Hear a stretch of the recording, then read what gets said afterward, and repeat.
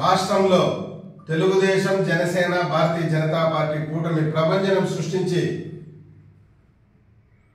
అధికారంలోకి రాబోతున్న సందర్భంగా గత ప్రభుత్వ హయాంలో ఉన్నటువంటి ఐఏఎస్ అధికారులు, ఐపీఎస్ అధికారులు నిబంధనలకు విరుద్ధంగా సెలవులు పెట్టి ఆ సెలవుల్ని సిఎస్ జవహర్ రెడ్డి ఆమోదించి పంపిస్తున్నారు.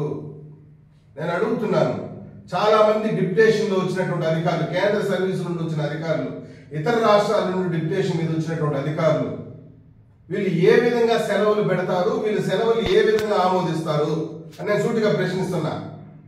కనీసం వీళ్ళు సెలవులు పెట్టి డిప్యుటేషన్ మీద వచ్చినటువంటి అధికారులు హ్యాండ్ ఓవర్, టేక్ ఓవర్ ఇవన్నీ చాలా జాగ్రత్తగా చూడాలా.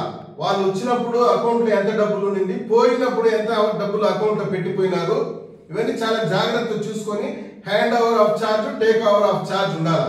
ఇవన్నీ చూసుకోకుండా ఆగా మేఘాల పైన వాళ్ళు రిలీవ్ చేసి వాళ్ళు దేశం వదిలి పారిపోతారు, ఇంకొకరు వెళ్ళిపోతారు ఎట్లా తెలుస్తుంది. ముఖ్యంగా Andhra Pradesh higher education council chairman Hemachandra Reddy, Chittoor జిల్లా పూతలపట్టు నియోజకవర్గం కవనంపల్లి మండలానికి చెందిన వ్యక్తి, state council of higher education, Andhra Pradesh state council of higher education, ఆయన 5 ఏళ్ల క్రితం బాధ్యతలు తీసుకున్నాడు. బాధ్యతలు తీసుకున్నప్పుడు 120 కోట్లు ఉండింది అకౌంట్లో. ఈరోజు ఆయన ఫస్ట్ ఏమో మెడికల్ లీవ్ పెట్టినాడు, మళ్ళీ ఏమో రిజిగ్నేషన్ పంపించినాడు. రిజిగ్నేషన్ పెడితే నేను అడిగేది ఏంటంటే, 120 కోట్లు ఉంది, నువ్వు వచ్చినప్పుడు రిజిగ్నేషన్ పెట్టి వెళ్తున్నప్పుడు ఎంత ఉంది, క్యాష్ హ్యాండ్ ఓవర్ చేసి కదా పోవాలి. ఇట్లా చాలా మంది అధికారులు చేస్తున్నారు, చాలా మంది. నేను ఈ సందర్భంగా ఒకటే విజ్ఞప్తి చేస్తున్నా సిఎస్ జవహర్ రెడ్డి గారికి, మీరు నిబంధనల విరుద్ధంగా వాళ్ళని కనుక రిలీవ్ చేసిపోతే రేపు మీరే బాధ్యతలు సమాధానం చెప్పాల్సి వస్తుంది.